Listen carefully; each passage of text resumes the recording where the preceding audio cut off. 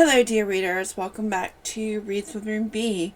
Today we finish off our adventures through the Looking Glass with Alice, and we move on to our brand new read, which is something very exciting, and we'll be introducing something new and something different to our reading experience. So thank you very much for joining me for our time with Alice, and I hope you join me for our next read. That being said, let's begin.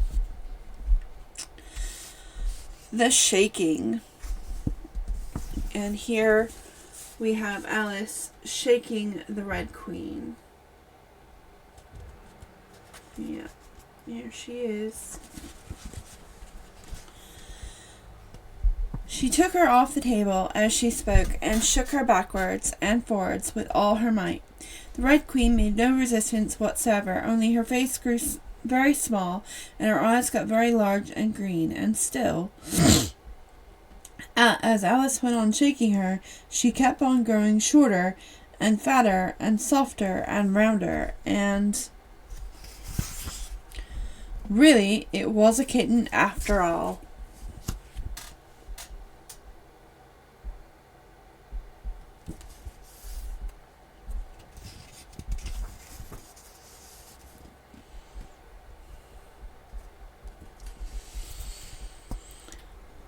Which it dreamed.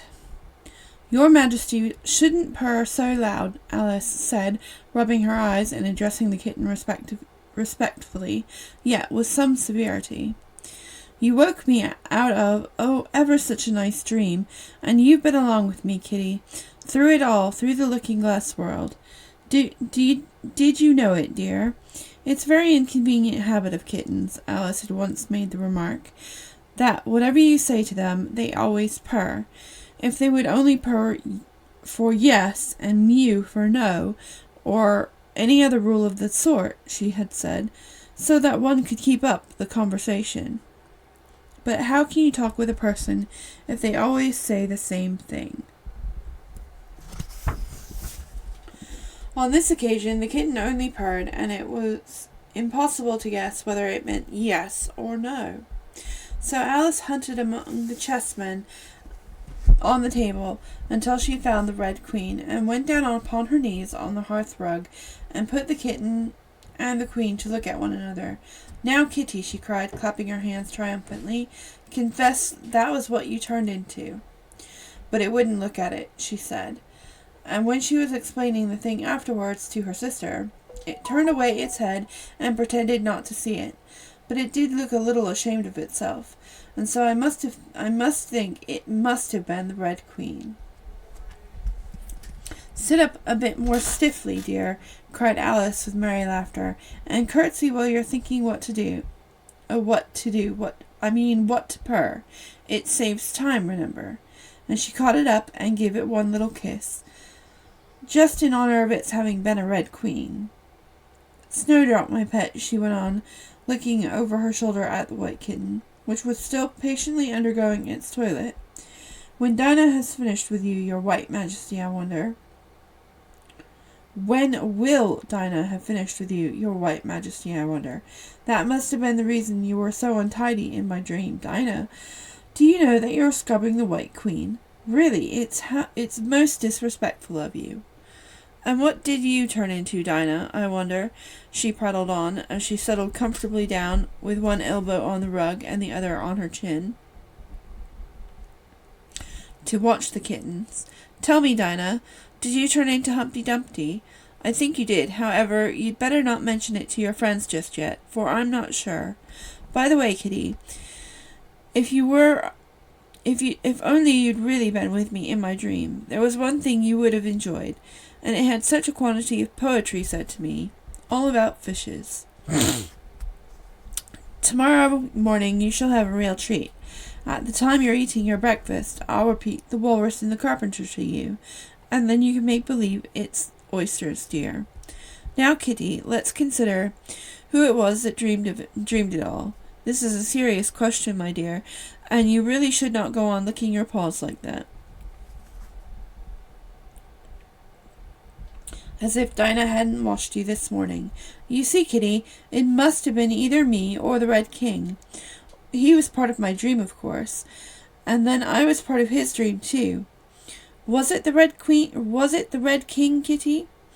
You were his wife, my dear. You ought to know.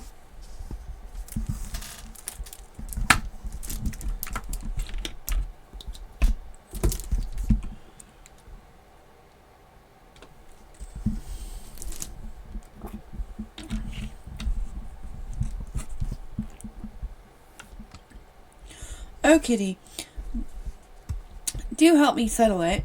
I'm sure your pa can wait. But the provoking kitten only began on its other paw and pretended it hadn't heard the question. Which do you think it was?